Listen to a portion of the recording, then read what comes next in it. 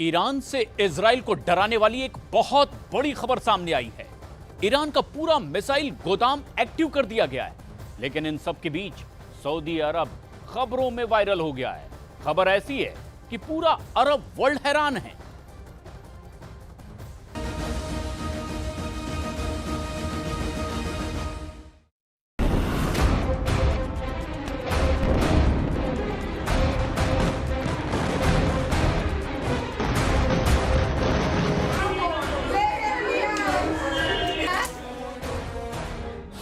Iran का ऐलान, अब जंग लड़ेंगे 57 मुस्लिम देश।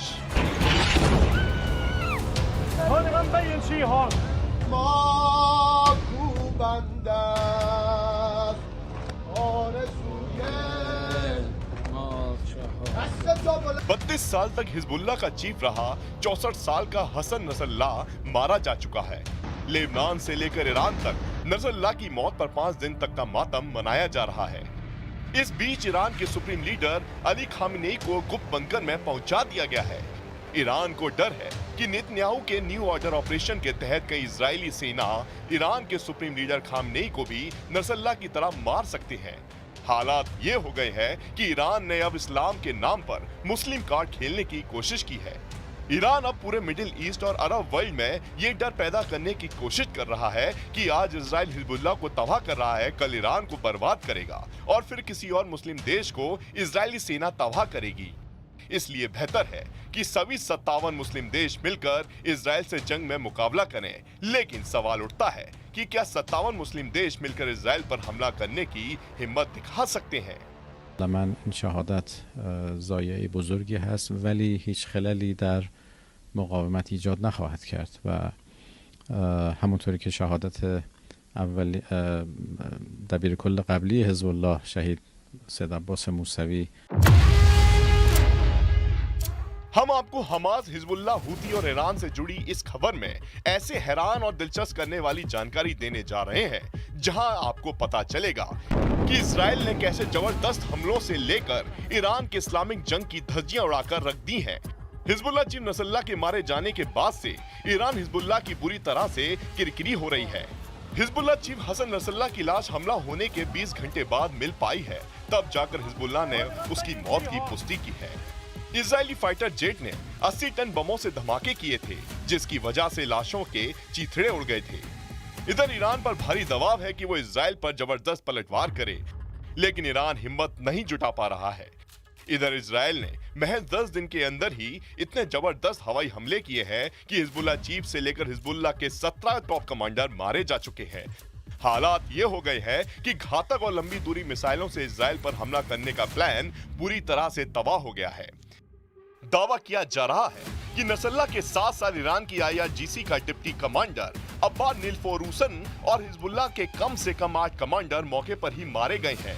हालात ये हो गए हैं कि हिजबुल्लाह के पास रॉकेट, मिसाइल, ड्रोन भरे पड़े हैं, लेकिन कोई इजराइल पर हमला करने का आदेश देने वाला नहीं बचा है। इधर ईरान को डर है कि अगर इजराइल पर ईरान ने हमला किया तो इजराइल अमेरिका के साथ मिलकर ईरान पर चारों तरफ से हमला कर देगा। इधर हिजबुल्लाह की तरफ से इजराइल पर हमला कैसे होगा, हमला कहां से होगा और कौन से हथियार से इजराइल पर हमला किया जाएगा, इस पर जंगी फैसला लेने वाला एक भी टॉप कमांडर जिंदा नहीं बचा है। हिजबुल्लाह इस वक्त बिना दांत और नाखूनों वाला शेर बनकर रह गया है। ईरान, इराक, सीरिया, यमन, 4 देशों पर न्यू ऑर्डर हमला। इधर ईरान तेजी से अब हिजबुल्लाह से ज्यादा खुद को बचाने में जुट गया है। इसके पीछे की सबसे बड़ी वजह है कि कई मुस्लिम देश इजराइल के साथ मिल चुके हैं, जिसकी पुख्ता खबर इससे पहले ईरान के पास नहीं थी। लेकिन 27 सितंबर दिन शुक्रवार को UN में भाषण के दौरान PM नेतन्याहू ने अपने दोनों हाथों में एक ऐसी तस्वीर पकड़ी हुई थी जिसमें साफ साफ दिखाई दे रहा था कि अगला टारगेट 4 देश होने वाले हैं। नेतन्याहू ने ईरान, इराक, सीरिया और यमन को दुनिया के लिए अभिशाप बताया है और इसके खात्मे की कस्में खाई हैं।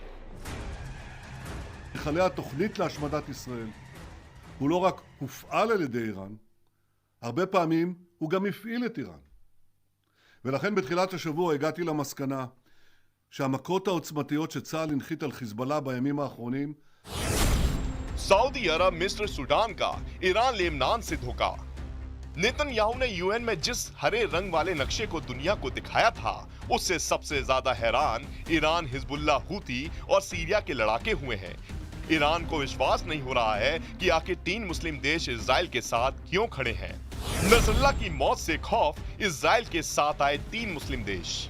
पीएम नेतन्याहू ने यूएन में एक नक्शे को दिखाया जो हरे रंग से रंगा हुआ था। इस हरे रंग वाले नक्शे में भारत समेत 3 ऐसे मुस्लिम देश दिखाए गए हैं जिनके बारे में नेतन्याहू का दावा है कि ये इजराइल के दोस्त हैं। नेतन्याहू ने जिन 3 मुस्लिम देशों को अपना दोस्त बताया है वो हैं सऊदी अरब, मिस्र और सूडान। हैरानी की बात तो ये है कि सऊदी अरब, मिस्र और सूडान के बारे में माना जा रहा था कि ये हमास, हिजबुल्लाह और हूती के ऊपर इजरायली हमलों का विरोध करते हैं। ऐसे में ईरान जिन 57 मुस्लिम देशों के दम पर इजराइल से जंग करने की सोच रहा है, उसे नेतन्याहू के हाथ में मौजूद हरे रंग के नक्शे ने खत्म कर दिया है। ईरान बुरी तरह से फंस गया है। ईरान ने गुप्त सुरंगों और बंकरों में हजारों मिसाइलों, रॉकेट, ड्रोन को भर रखा है, जिसकी इजराइल को भनक लग चुकी है। ईरान को अब ये डर सता रहा है कि सुरंगों में मौजूद उसकी बैलिस्टिक मिसाइलों को इजरायली सेना कहीं उड़ा ना दे। कुछ दावों के मुताबिक 2 लाख से ज्यादा मिसाइलें ईरान के पास हैं, जबकि ईरानी ड्रोन के बारे में इजरायली सेना को भी अंदाजा नहीं है कि वो कितनी संख्या में है। लेकिन इजराइल ने अपनी हमले की नीति से दिखा दिया है कि हम हथियार चलाने वाले दिमाग और हाथों को पहले तबाह करेंगे ताकि तुम हथियार चलाने लायक ही ना बचो। इसके बावजूद खामेनेई को लगता है कि हिजबुल्लाह जंग जीत सकता है। नसरुल्लाह के मरने से पहले खामेनेई इसी तरह की लंबी लंबी डींगे मार रहे थे। کسانی از عناصر مؤثر و ارزنده حزب الله رو به شهادت رسوندن. بلا شک خسارت بود برای حزب الله، اما این خسارتی نبود که حزب الله را از پا بیاندازه. استحکام سازمانی و انسانی حزب الله بسیار بیشتر از जनरल मारो जंग जीतो, कमांडर मारो को हराम मचाओ। इजराइल ने गाजा जंग से सबक लेकर हिजबुल्लाह के खिलाफ एक फॉर्मूला खूब इस्तेमाल किया है। जनरल मारो जंग जीतो, कमांडर मारो को हराम मचाओ। इजराइल ने हिजबुल्लाह के टॉप कमांडरों को मारकर संगठन के मनोबल को तोड़कर रख दिया है। इजराइल ने सबसे पहले हिजबुल्लाह के अजीज यूनिट के कमांडर मोहम्मद नस्सर को ढेर किया। इसके बाद नस्सर यूनिट के कमांडर समी तालिब अब्दुल्ला को मार गिराया। रॉकेट और मिसाइल डिवीजन के कमांडर इब्राहिम कुवैसी को बेरूत में मारा। इजराइल पर रॉकेट बरसाने वाले कमांडर इब्राहिम मोहम्मद को मारकर इजराइल ने हिजबुल्लाह के हवाई हमलों की क्षमता को सीमित कर दिया। इसके बाद राजवान फोर्स के कमांडर इब्राहिम अकील को मारा। उससे पहले रणनीतिक यूनिट के प्रमुख फुहाद शुकर को बेरूत में ढेर किया। इजराइल पर हमला हिजबुल्लाह के दक्षिणी फ्रंट से हो रहा था। सबसे पहले इजराइल इसी फ्रंट के प्रमुख अली कराकी को मौत के घाट उतारा। उसकी मौत की वजह से इजराइल पर हिजबुल्लाह के हमलों में भारी कमी आई। इसके बाद कमांडर विस्म अल तवील को मार गिराया। राजवान फोर्स को ट्रेनिंग देने वाले अबू हसन समीर को मौत की नींद सुलाया। इजराइल पर निगरानी करने वाले एरियल यूनिट के कमांडर मोहम्मद हुसैन को मारकर इजराइल ने संगठन की ताकत को बेहद कमजोर कर दिया। 27 सितंबर को इजराइल ने बेरूत में हिजबुल्लाह के सरगना हसन नसरुल्लाह को मारकर हिजबुल्लाह की कमर तोड़कर रख दी है। अब ऐसे हालात में ईरान क्या इजराइल से हिजबुल्लाह चीफ की मौत का बदला लेने की हिम्मत जुटा पाएगा? ये अपने आप में बड़ा सवाल है।